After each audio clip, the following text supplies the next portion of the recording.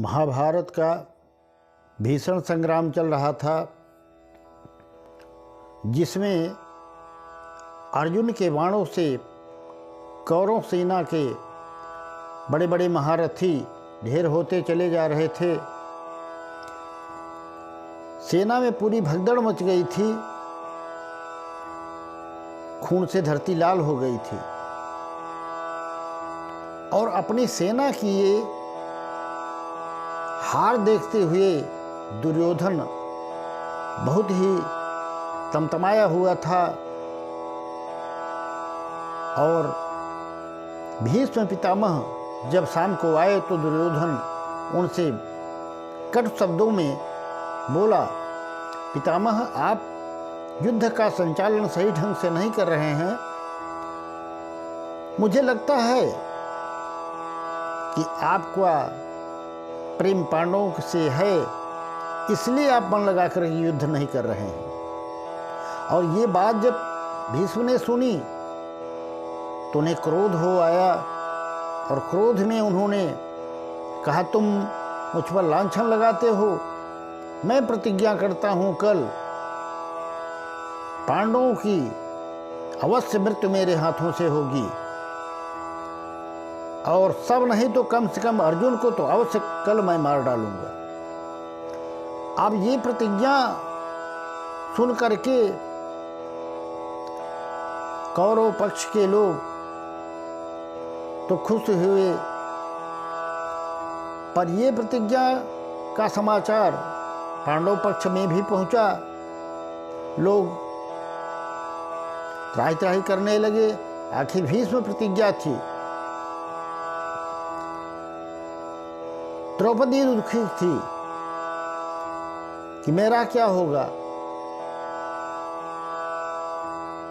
भगवान कृष्ण सब जानते थे, उन्हें सारी चीज पता थी, पर बोल नहीं रहे थे। रात्रि के 10 बजे जाकर के देखते हैं अर्जुन के शयन कक्ष में, तो अर्जुन खर्राटे भर के सो रहा था। भगवान ने थोड़ा हाथ से जगाया, अर्जुन अर्जुन उठो। अर्जुन उठा, प्रभु कहिए क्या बात है। अरे भगवान कृष्ण ने कहा तुम्हें कोई चिंता नहीं है, भीष्म ने प्रतिज्ञा की है कल पांडवों का वध करने की। चारों तरफ तहलका मच गया है और तुम तो ऐसे सो रहे हो जैसे तुम्हें कोई फिक्र ही नहीं है। अर्जुन बोला, प्रभु जब मैंने अपनी बागडोर आपके हाथों में सौंप ही दी है तो फिर चिंता मुझे करने की क्या जरूरत है। चिंता आप करें, कैसे बचाना है कैसे नहीं बचाना है वो तो आपका काम है, और मैं तो आपके भरोसे सो रहा हूं, मुझे क्या चिंता है। इतनी बात अर्जुन की सुने तो भगवान मुस्कुरा दिए और वहां से तुरंत द्रौपदी के पास गए।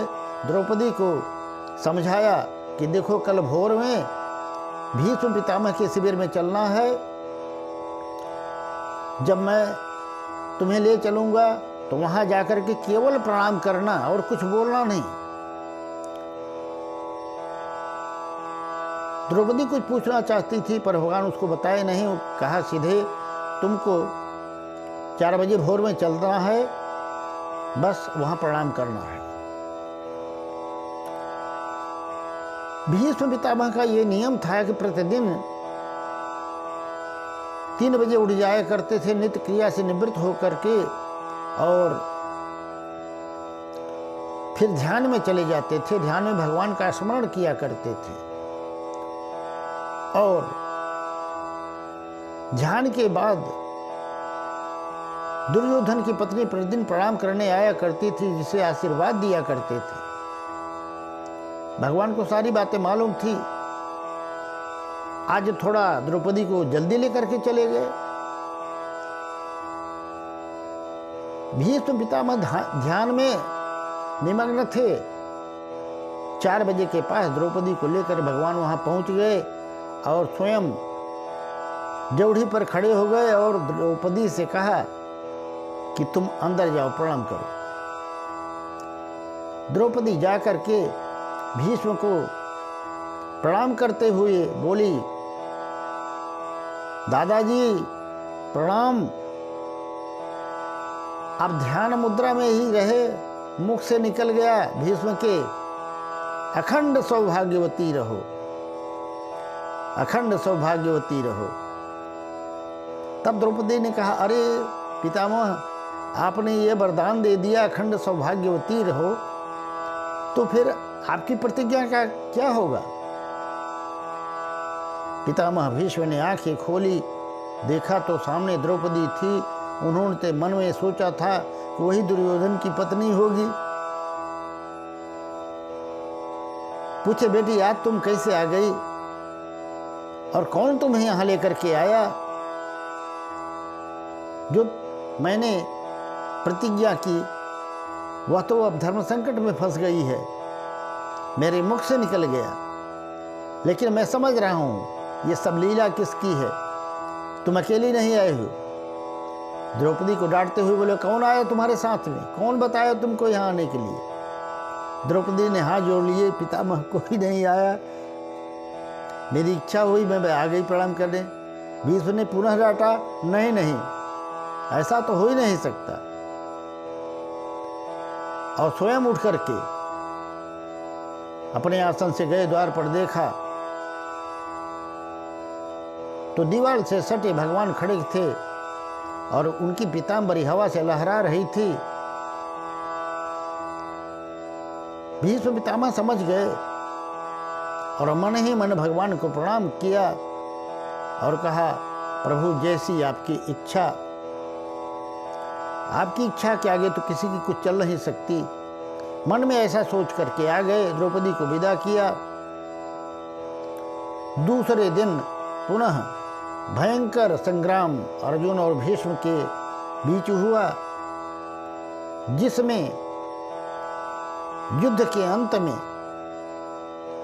भीष्म को बाणों की सैया पर लेटना पड़ा। अर्जुन विजयी हुआ, एक भी पांडवों का बाल बांका नहीं हुआ। होता भी कैसे, जिसके साथ में गोविंद हो उसकी हार कैसे हो सकती है। मित्रों, दो बातें इस छोटी सी कथा में हमें मिलती हैं सीख के रूप में। पहली बात तो भगवान के भरोसे जिंदगी सौंप करके निश्चिंत रहने का अभ्यास करें। दूसरी बात, अपने बड़ों को प्रतिदिन प्रणाम करें। प्रणाम से बहुत बड़ा लाभ होता है, वो भी अपने से बड़े गुरुजनों की, माता पिता की, क्योंकि प्रणामो दुख समनम तम नमामि हरिम परम। प्रणाम जो है वो दुख का समन करने वाला है। ऐसा विचार करके सदैव अपने बड़ों का सम्मान करें, प्रणाम करें, जिससे आपकी आयुर्विद्या यशो बलम, 4 चीज प्रतिदिन बढ़ती हैं, आयु, विद्या, यश और बल। अगले सत्र में पुनः मिलेंगे। राधे राधे, जय श्री कृष्ण।